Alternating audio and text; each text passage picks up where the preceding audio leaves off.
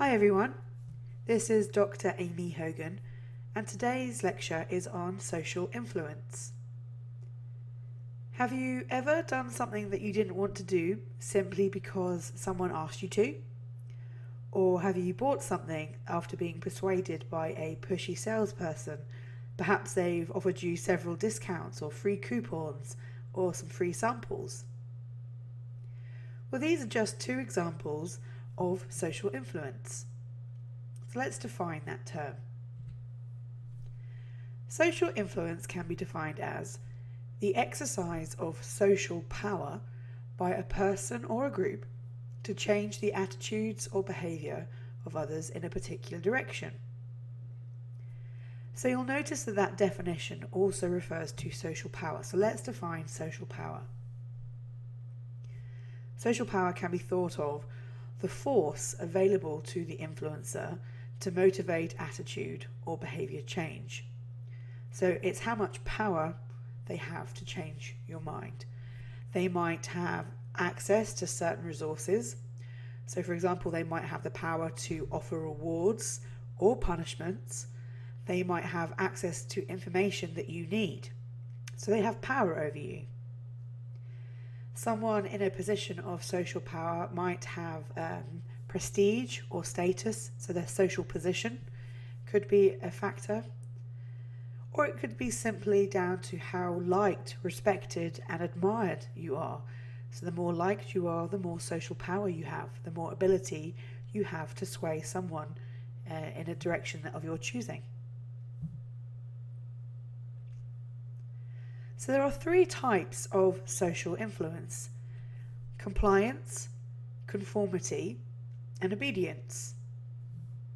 Let's look at each of these three. Compliance is simply acting in accord with a direct request. Conformity is yielding to group pressure by copying or behaviours of others. And lastly, obedience is acting in response to a direct order. So these are three different types of social influence, but the topic of today's screencast is looking at compliance. So let's look at this in a bit more detail. So we've previously seen compliance is publicly acting in accord with a direct request. It could be as simple as someone saying, "Hey, could you pass me the salt?" That's a request and you comply if you pass the salt. It could be a bit more complicated if someone asks you, "Hey, would you mind driving me to the airport next week?" Still a request, and obviously you are open to comply or not. So that's really important to note. The change in behaviour is requested from you.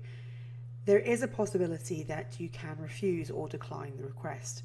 This is different to obedience, which is you have to respond to a direct order. You have no choice. There are two different subtypes of compliance. There's external compliance and internal compliance. External compliance is when you act in accord with the direct request, but you privately disagree with it. So for example, in doing the favour of driving a friend to the airport, you might do it, you might actually drive them to the airport, but internally you're thinking, no, I don't really want to do this, but you do it anyway. So that would be an example of external compliance. Internal compliance is acting and believing in accord with the request. So most likely with the pass of the salt example, if someone asks you to pass the salt, you probably haven't got a very strong opinion either way, so you behave and believe the same way. You pass the salt and you're happy with passing the salt. There are three factors that increase someone's compliance. We're going to look at those three factors. The first thing is positive mood. Basically, people are more likely to comply if they're in a good mood. Why? Being in a good mood activates pleasant thoughts and pleasant memories and so on, and therefore makes people more favourable to making those requests and granting the requests. So if you're in a good mood, you're more likely to help someone else. And how do we do that? Well, sometimes we butter people up. We give them a compliment, we flatter them, a technique called ingratiation. So if you want to try and get someone's help or compliance with a request, then try giving them a compliment first. Why? Again, because people who are in a good mood are less likely to critically analyse the reasons why you are asking them to do things. But note, you have to use flattery in small amounts, and you have to come across as being genuine. If the person realises that you are being disingenuous, then that technique doesn't particularly help. But on the whole, put someone in a good mood, they're more likely to help. A second factor that increases compliance is called reciprocity. This is the basic idea that if you want someone to help you, then you should offer them something back in return. And that's called the reciprocity norm, the expectation that one should return a favour or a good deed. This is a common technique used to secure compliance, as that if you want someone to help you out, you might thank them by giving them a bunch of flowers or offering to give them a favour later down the road. I'll scratch your back, you scratch mine. It works because the recipients of your gift will then feel obligated to comply with your request.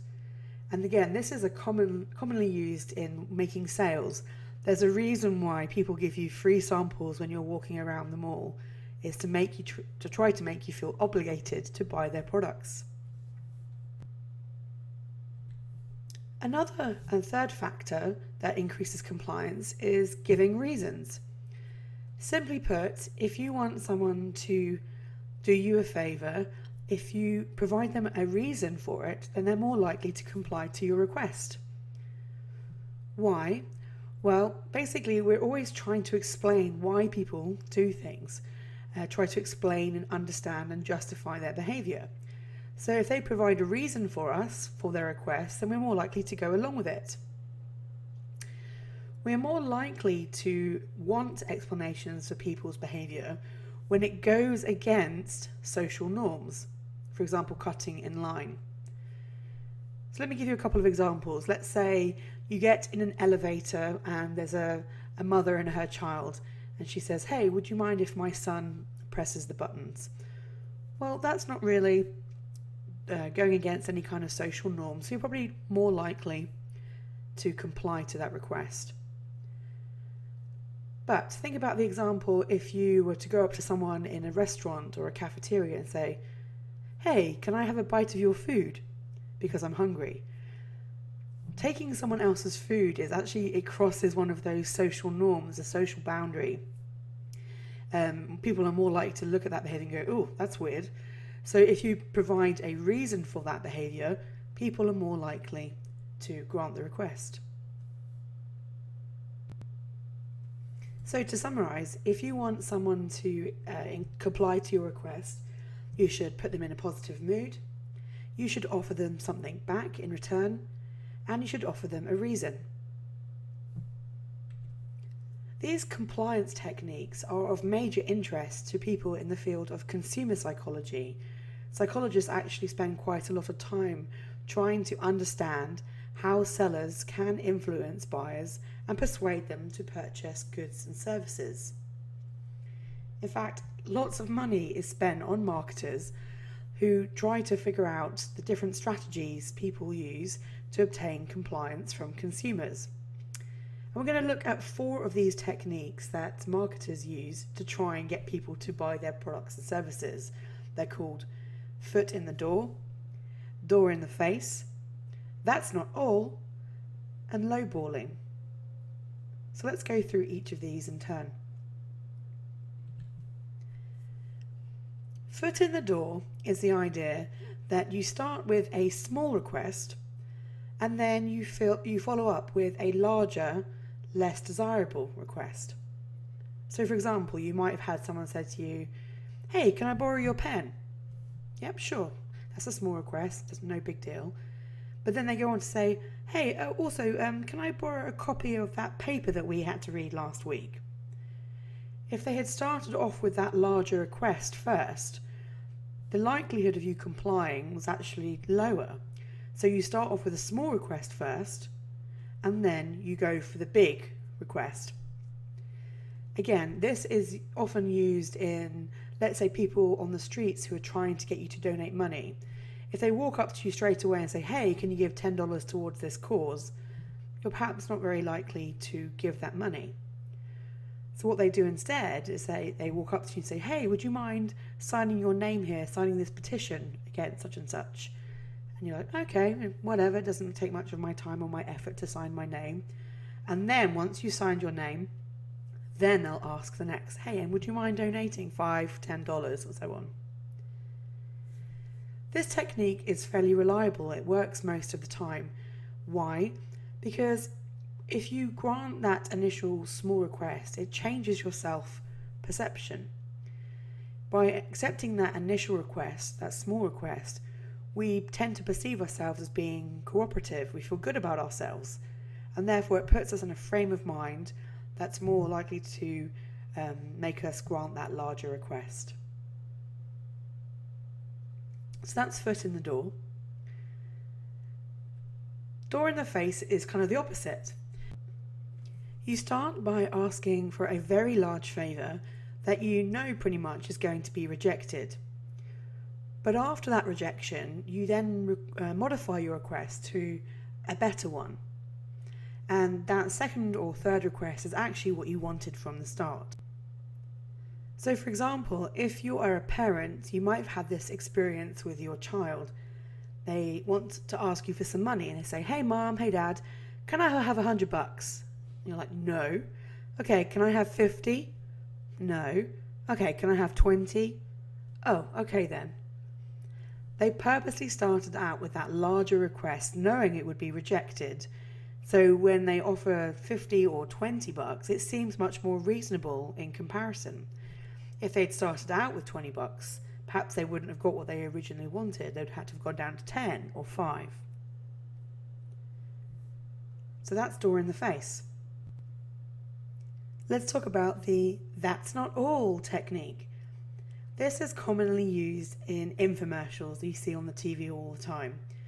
The influencer starts out by making a large request, but then immediately offers a discount or bonus that makes the request more reasonable. We've all seen these commercials like for Snuggie and ShamWow and various other things as seen on TV. And they give you the offer and say, you can buy this amazing product for $19.99. But wait, we're going to double your offer. Get 2 of these things for $19.99. But wait, we'll also give you a free item that we don't really want in the first place. It's worth $40. And so on and so on. You don't have the opportunity to only buy one Snuggie or one ShamWow for half the price, which is probably what you want in the first place. Buying one for $10 rather than doubling the offer for 20, plus this free thing you don't really want. So in this, that's not all technique. You don't have the opportunity to reject prior to that additional offer. They want you to pay that extra money. Okay, let's have a look at the last technique. It's called lowballing. This is a technique that actually is commonly used in car sales. The influencer secures your agreement, your compliance with the request, by understating its true cost. So for example, if you have gone in to try and sell your car and they ask if you have a trade-in and you say yes, you speak to the salesperson, I have a trade-in, I want $5,000 for my car. And they say yes, that's fine, I have to go and talk to my manager. So then you go into the showroom and you probably sit there for 10, 15, 20, 30 minutes or so. And all the time you're thinking about how great this car is going to be and how you're looking forward to driving it and thinking about all its positive aspects. You're becoming increasingly committed to the sale and more resistant to changing your mind. That's why this car sales process tends to take so long. And then the salesperson comes back and says, hey, sorry, my manager said we won't accept $5,000 for your trade-in, but we will accept $4,000. So they've lowballed you. And I said, the key thing is to this, that they've made you sit there and wait. They're wanting you to start thinking about all those positive aspects of your new car, becoming increasingly committed and so on. Then you have that back and forth and so on. No, I'm not going to accept 4,000. They go back to the manager. You have to sit there for another half an hour. Okay, we'll accept 4,200 and so on. This technique is used to try and get you to agree to the lower price. And they do that by making you sit there and get committed to the purchase. So those are the 4 techniques that are commonly used in marketing and sales to try and get you to be more compliant. So now you know a bit more about all these different compliant techniques. Do you think you are more or less likely to comply with someone's request from here on in?